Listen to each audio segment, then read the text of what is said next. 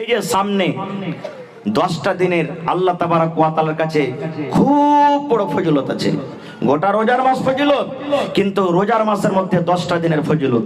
যদি পারেন কোন আল্লাহওয়ালা, আল্লাহর বীর মুজাহিদ, আপনি আমল করবেন। একটা আমল বাতিয়ে দিয়েছি, এই 10টার মধ্যে একটা রাত শাবে কাদর আছে। শাবে কাদর জানেন না?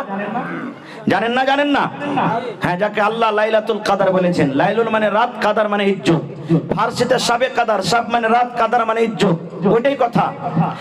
এতে আছে একটা ইতিকাফ, যেটা আমরা সবাই জানি না। ইতিকাফ বুঝেন? বিহারের মধ্যে আছে এগুলা প্রথা, ইতিকাফ। এর মধ্যে আছে একটা ফিতরা, এরকম ভাবে কিছু আমল আছে। তো প্রথমে ইতিকাফের কথাটা বলে দিই আপনাকে। ইতিকাফ কখন করবেন? আজকে 19 রোজা রাখলাম না? হানা বলেন একটু। কালকে 20 রোজা হবে। এবার কোন আল্লাহর বান্দা গ্রামের মধ্যে যদি এরকম একটা কোন আল্লাহর বান্দা কাজ করতে পারে, ইনশাআল্লাহ নেকি পাবেন। কি? কালকে আপনি ইফতারির যেটা সামান আছে, সামান নিয়ে চলে যাবেন আপনি মসজিদে।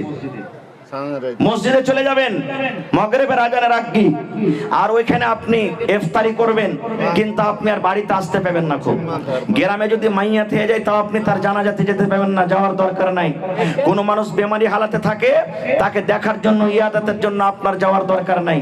আপনি বাড়িও যেতে পাবেন না। খুব স্ত্রীর সাথে যদি আপনি গল্প করতে চান, পর্দার সাথে আপনার স্ত্রী দেখা করতে আসে, তো আপনি গল্প করতে পাবেন তার সাথে, বাড়িও যেতে হবে না। কিন্তু হ্যাঁ, যেমন আপনার মসজিদে ল্যাট্রিন আছে, আলহামদুলিল্লাহ। এবার কোন মসজিদে ল্যাট্রিন নাই, এরকম আছে না? নাই। এবার পায়খানা করতে কোনটা যাবে রে ভাই? তো যদি চাহে যে আমি পায়খানা করতে বাড়িতে যাবো, তো যেতে পারে। আর যদি ব্যবস্থা মসজিদে থাকে, তো পায়খানা মসজিদের ল্যাট্রিন করবে, বাড়িও যেতে পারবে না। খানার টাইম হবে, বাড়িতে যারা লোক আছে ওরা টাইমে টাইমে পৌঁছে দিবে।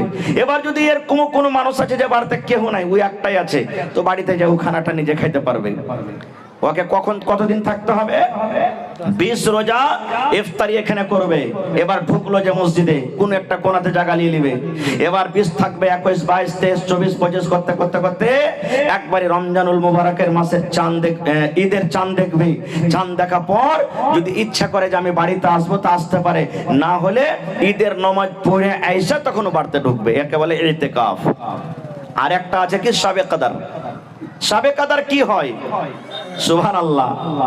আল্লাহর নবীর সাহাবীরা, বড় বড় সাহাবীরা একদিন মসজিদে বসে আলোচনা করছেন যে হারে, আগেকার নবীরা 1000, 2000 বছর করে বেঁচেছে। মানুষ যে যত বেশি বাঁচবে, অত বেশি নেকি করতে পারবে না? পাবে না ভাই? আপনারা হানা বলেন, পাইবে। তো আগেকার নবীরা 1000 বছর করে বেঁচেছে, আর আমরা কি আল্লাহ 60 বছর, 70 বছর, 50 বছর যে টাইম দিয়েছে, তো ওদেরকে মোকাবিলা করতে পারবো নাকি? পারবো? হানা বলেন, পারবো? এই গল্প সল্প করছেন।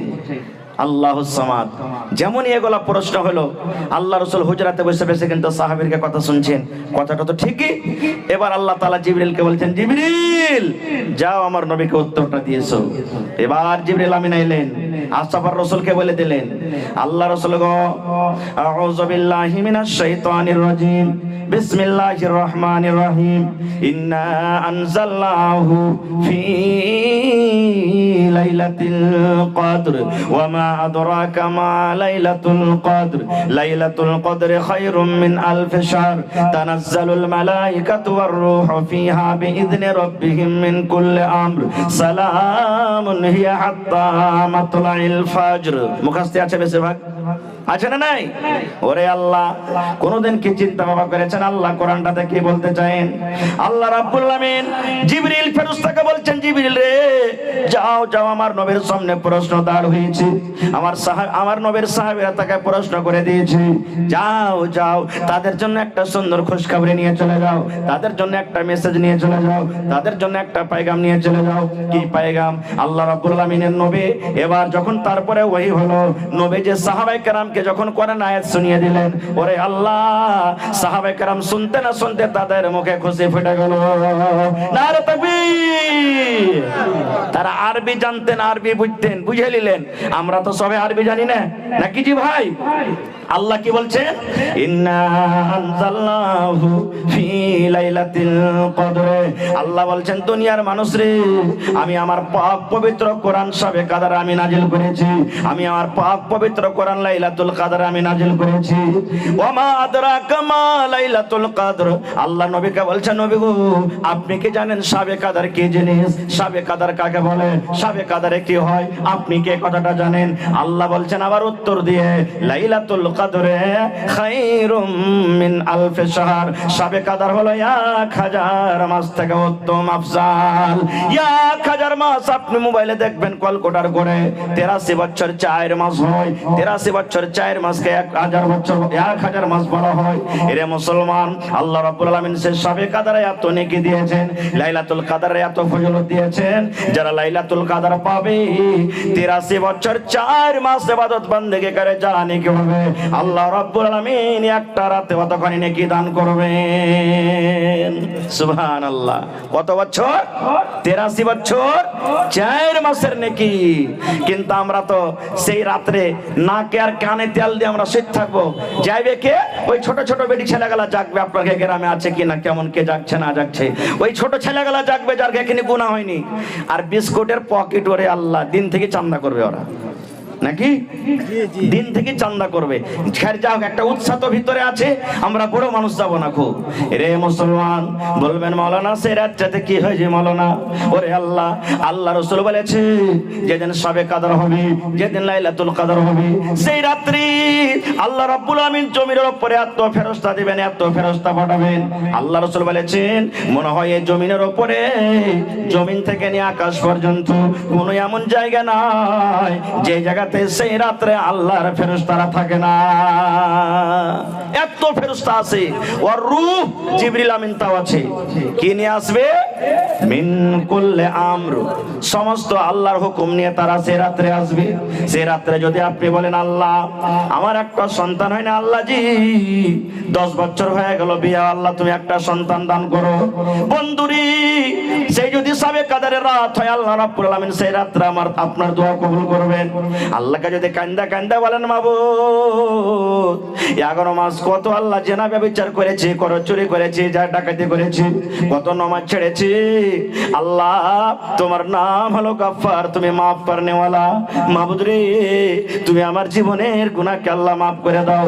আল্লাহ জীবনে এত গুনাহ করেছি, পাপ করেছি আল্লাহ, দুনিয়ার কোনো মানুষ জানতে না পারতে গেল আল্লাহ তুমি আমার গুনার কথাটা জানো। আল্লাহ তুমি আমার গুনাহটাকে আল্লাহ তুমি মাফ করে দাও। এরকম ভাবে আল্লাহ রাব্বুল আলামিনের কাছে যদি আপনি চাহেন, আল্লাহ রাব্বুল আলামিন আপনার দোয়া কবুল করবেন।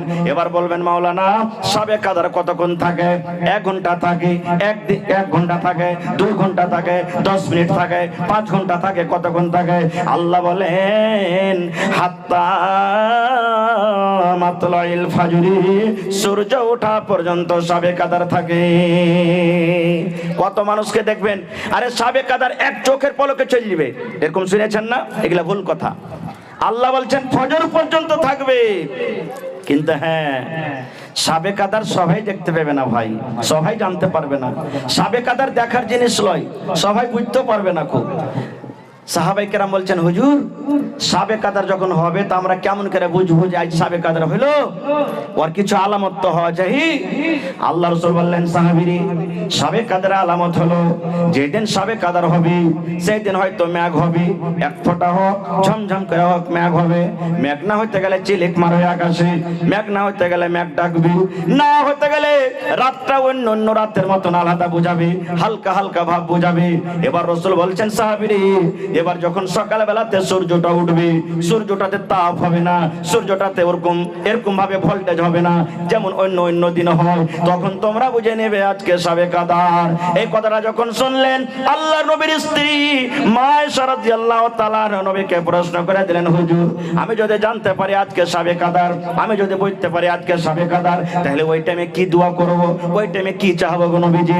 নবী বললেন বিবি রে শবে কদর যখন তুমি পাবে সাবে কাদার যখন তুমি জানতে পারবে তখন এই দোয়াটা তুমি পড়বে, আল্লাহুম্মা ইন্নাকা আফুন তুহিব্বুল আফওয়া ফাআফু আন্নি। এটা সাবে কাদারের দোয়া। পড়েন আমার সাথে, আল্লাহুম্মা, পড়েন, আল্লাহুম্মা ইন্নাকা আফুন তুহিব্বুল আফওয়া ফাআফু আন্নি। এই দোয়াটার মানে কি?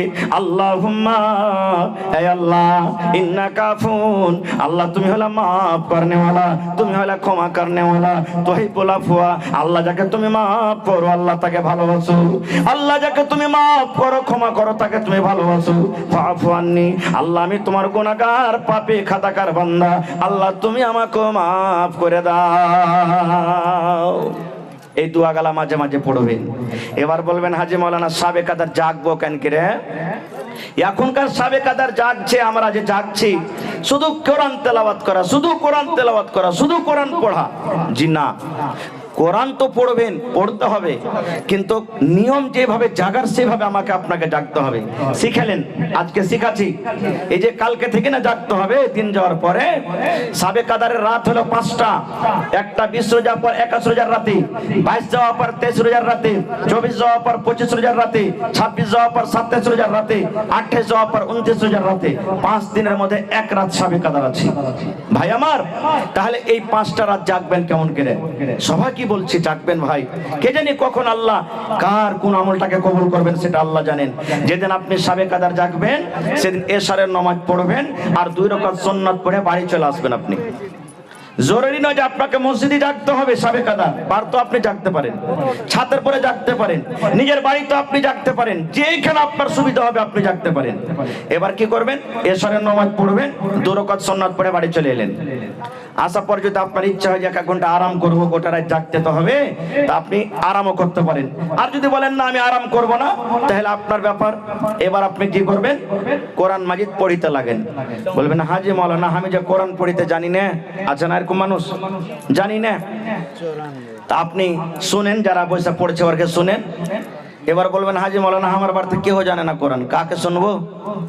কেউ যদি না জানে তা আপনি উজু টুজু করে নেন, আর উজু টুজু করে নামাজ চালু করে দেন আপনি।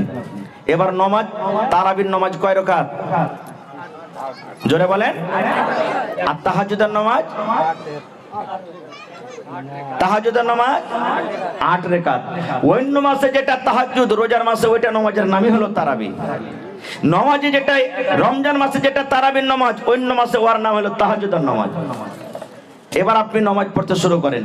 কেমন করে নামাজ পড়বেন? দেখলেন রাত 10টা 11টা হয়ে গেল, এবার নামাজ পড়তে লাগলেন। 1 রাকাত পড়তে কমসে কম 8 ঘন্টা লাগাচ্ছে আপনার, 8 ঘন্টা তেলাওয়াত করেন। বললেন, মাওলানা শুধু সূরা ফাতিহা আর কুল আল্লাহ ছাড়া কিছু জানি না, 8 ঘন্টা কেমন করে পড়বো? এখানে প্রশ্নটা জাগছে না, জাগে না? সুবহানাল্লাহ। আপনি আলহামদু সূরা পড়েন আর একটাই সূরা জানছেন মনে করেন, বা 2টাই 3টা 5টাই জানছেন, ও কোটা কি আপনি বারবার ঘুরিয়ে ঘুরিয়ে পড়েন রেখাতে।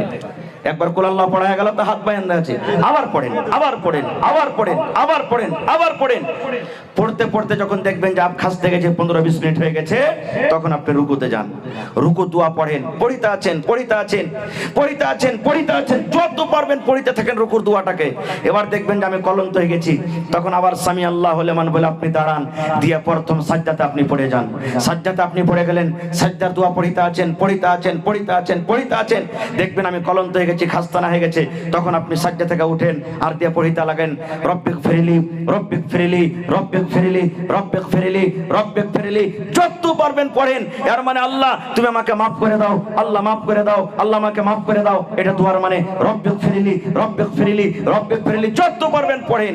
এবার পড়তে পড়তে দেখলেন আমি এখন কালন্ত হয়ে গেছি, আবার সিজদাতে পড়ে যান আপনি, আবার সিজদার দোয়া লম্বা করে পড়িতে থাকেন, পড়িতে থাকেন, পড়িতে থাকেন। এইবারে পড়তে পড়তে দেখলেন আমি কালন্ত হয়ে গেছি, তখন দ্বিতীয় রাকাতের জন্য আপনি উঠেন। এরকম করে যদি 8 ঘন্টা পড়েন তো 2 রাকাত নামাজ পড়তে কতক্ষণ লাগবে? জোরে বলেন। 1 ঘন্টা লাগবে। এবার 2 রাকাত পড়ে আপনি একটু আরাম করেন, কেমন আরাম পারেন তো কোরআন পড়িতে লাগেন না তো এই সূরাগুলো মনে মনে আপনি পড়িতে লাগেন। এবার আপনি আধ ঘন্টা এদিক ওদিক করলেন, আবার পড়িতে লাগলেন নমাজ। উজু আছে তো ঠিক আছে, না আছে উজু করে আবার নমাজ পড়িতে লাগলেন এরকম ভাবে লম্বা লম্বা করে, আবার 1 ঘন্টা আপনার কেটে গেল। এবার আপনি এদিক ওদিক করলেন, আবার নমাজ পড়লেন এরকম করে করে। এবারে করতে করতে করতে দেখবেন যে আমার নমাজ এখন শেষ হইতে আসছে বা শেষ হয়ে গেল। বেতুর টেতুর পড়লেন, এবার দেখবেন যে আমি এখন 3:30টার সময়তে সাহারি খাবো। এইবারে আপনি আধ ঘন্টা সময়টাকে হাতে রাখেন, যেমন এই ঘড়িতে 3টা বাজলো, আল্লাহুস সামাদ। আপনার বাড়িতে যদি ওরকম কোনো রুম বানা থাকে, ওই রুমে চলে যান একান্তিত ভাবে, যেখানে আপনার বিবি আপনাকে যাবে না, ডিস্টার্ব করবে না, আপনার ছেলেরা ডিস্টার্ব করবে না, যেখানে আপনার কানে কোনো আওয়াজ যাবে না, বা মসজিদের কোনো কোণাতে লেগে যান আর দোয়া করতে শুরু করেন। প্রথমে আল্লাহর তারিফ মানে সূরা ফাতিহা পড়বেন, নবীর পরে দুরূদ পড়বেন, আর তারপরে যে আপনি দোয়া করতে লাগলেন, দোয়া কবুল হবে না। আল্লাহ তুমি আজ দোয়া কবুল করো, আল্লাহ তোমাকে আজ মাপ দিতেই হবে। আল্লাহ তুমি মাপ না দিবে তো কে দিবে? আল্লাহ আমরা যে পাপী গুনাহগার বান্দা, আল্লাহ কার কাছে আমরা মাপ চাইবো? আল্লাহ তুমি মাপ চাও। রাসূল বলেছেন উম্মত রে, আল্লাহর ডরে আল্লাহর ভয়ে কানতে কানতে তোমার চোখ দিয়ে যদি 1 ফোঁটা পানি গলা ঝরে যায়, আল্লাহর ডরে জাহান্নামের ডরে তোমার কানতে কানতে চোখ দিয়ে যদি 1 ফোঁটা পানি বের হয়ে যায়, আরে আমার উম্মতের দল, তোমার এই চোখের পানিতে তোমার জন্য আল্লাহ জাহান্নামের আগুনকে হারাম করে দিবে। সুবহানাল্লাহ। এর নাম হলো কি সাবে কাদার। এরকম ভাবে সাবে কাদার জাগতে হবে। হায় রে আল্লাহ, আফসোসের কথা আজকে আমরা মুসলমান যে জিনিসটা এত ফজিলত, আমরা সেই ফজিলত থেকে দূরে আছি। আর একটু আগে চলেন ভাই আমার, আল্লাহ রাব্বুল আলামিন এই পাক পবিত্র রমজান মাস যখন শুরু হয়ে যায়, যেমনই রমজান মাসের চাঁদ উঠে গেল, আল্লাহ রাব্বুল আলামিন 2টা ফেরেশতাকে জমিনের ভিতরে পাঠিয়ে দেন। 2টা এলান করনেওয়ালা জমিনের ভিতরে আছে, আর ওই ফেরেশতা 2টা আসাবার এলান করেন। একজন ফেরেশতা এলান করেন, ওরে মিরকাহা গ্রামের নওজওয়ান যুবক বুড়া বুজুর্গ বাপজিরা মায়েরা খালারা তোমরা শুনে নাও। ফেরেশতা একজন এলান করলেন, ও গুনাহ করনেওয়ালা, রুকে যাও রুকে যাও রুকে যাও রুকে যাও, আর গুনাহ করিও না। তুমি 11 মাস মদ পান করিলে, এই রমজান মাস চালু হয়েছে আর মদ পান করিও না। 11 মাস তুমি তাস খেলেছ, রমজান চালু হয়ে গেছে আর তুমি তাস খেলিও না। এই গুনাহ করনেওয়ালা, পাপ করনেওয়ালা, 11 মাস তুমি নামাজ ছেড়েছো, এই রমজান মাস চালু হয়েছে, খবরদার তুমি আর নামাজ ছাড়িও না। যারা পাপ করেছো গুনাহ করেছো, রুকে যাও রুকে যাও রুকে যাও, তুমি আর গুনাহ করিও না। আর যারা নেকিতে লেগে থাকে, নেকি করে, আল্লাহ রাব্বুল আলামিনের আরেকটা ফেরেশতা ডাকতে বললেন, ও নেকি করনেওয়ালা, তোমরা আর একটু আগিয়ে যাও, আর একটু আগিয়ে যাও, আর একটু তোমরা আগিয়ে যাও। তোমরা যে 5 ওয়াক্ত নামাজ পড়েছিলে 11 মাসে, রোজার মাসে নফল গলা বেশি বেশি চালিয়ে দাও। অন্য মাসে তোমরা যে নেকি গলা করেছিলে, রোজার মাসে নেকিটাকে আর একটু বাড়িয়ে দাও। অন্য মাসে তুমি 2 টাকা দান করেছিলে, রোজার মাসে দানটার তুমি পাওয়ারটা একটু বাড়িয়ে দাও।